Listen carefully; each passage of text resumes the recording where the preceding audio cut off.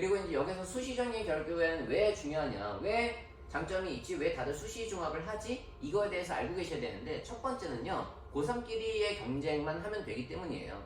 예를 들어서 지금 만약에 정시로 의대를 가겠다 그러면요, 정시에서 그 인원수가 있을 거잖아요, 그쵸? 의대 정시 인원수. 거기에서 80%가 N수생이에요. 그러니까 현역이 갈 수 있는 거는 1, 20%밖에 안 돼요. 1등급 전년도에 1등급 받다가 만약에 수능 등급 못 맞춰가지고 예를 들어서 수시 종합을 넣을 수 있다고 쳐봅시다. 그럼 걔네 다 밀릴 거잖아요, 그쵸? 그럼 고3들이 현역들이 다 전부 다 밀려서 계속 적체될 거란 말이에요. 그러니까 그걸 알고 있기 때문에 그 교육부에서는 재수생들을 종합전형에서 넣어주지 않아요. 그게 기준이에요, 그냥. 그래서 제가 실제로 실행도 해봤어요.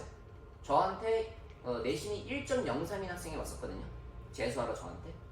근데 연대 치대를 넣었는데 등급을 못 맞춰서 온 케이스였습니다. 그래서 결국에는 정시로 제가 치대를 보내긴 했는데, 수시로서 그 전에 넣었던 대학교보다 낮은 대학교 다 넣어봤거든요. 종합을 다 떨어집니다. 광탈 1차에서. 근데 사실 당연한 거예요. 근데 아쉬우니까 한번 넣어봤는데 저도 궁금해서. 근데 안 되더라고요, 확실히. 근데 알고 계셔야 돼요, 그런 거를. 그래서 오히려 고3들끼리의 경쟁이다 보니까 좀 수월한 거죠, 수시 종합이. 그리고 이제 당연히 내신 점수를 가지고 대학교의 범위를 예측할 수 있다 보니까 좀 더 구체적으로 갈 수가 있겠죠. 그리고 중간기말 시험에 집중해서 이제 높인 텐션을 지속적으로 유지하기 쉬운데, 이게 무슨 말이냐면, 만약에 고등학교 1학년이에요. 근데 정시하겠다고 했어요. 그러면 한 2년 동안의 텐션을 혼자서 유지하기 되게 어려워요.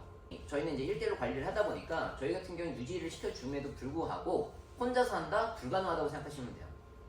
그래서 이제 내신을 만약에 하게 되면 계속 이제 중간고사, 기말고사 준비를 하고 이제 수행평가 준비를 하다 보니까 텐션이 계속 이제 유지돼서 갈 수 있는 장점이 있습니다.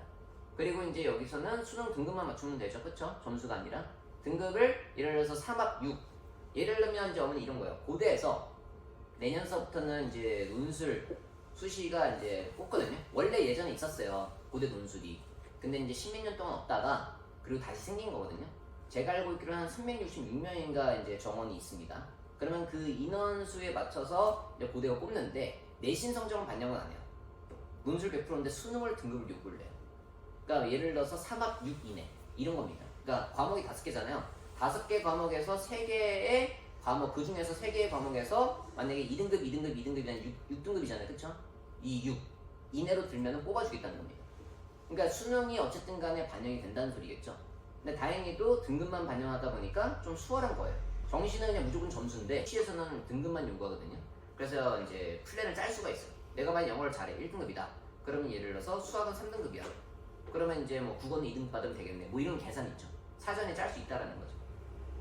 그리고 이제 과목에 대한 전체 범위를 계속 공부할 필요가 없겠죠. 수능이라면 수학 같은 경우에는 수원, 수2, 그 다음에 이제 미적분을 한다. 그러면 수능을 위해서는 미적분 공부할 때 수원, 수도 어느 정도 시키셔야 돼요. 이런 건 있어요.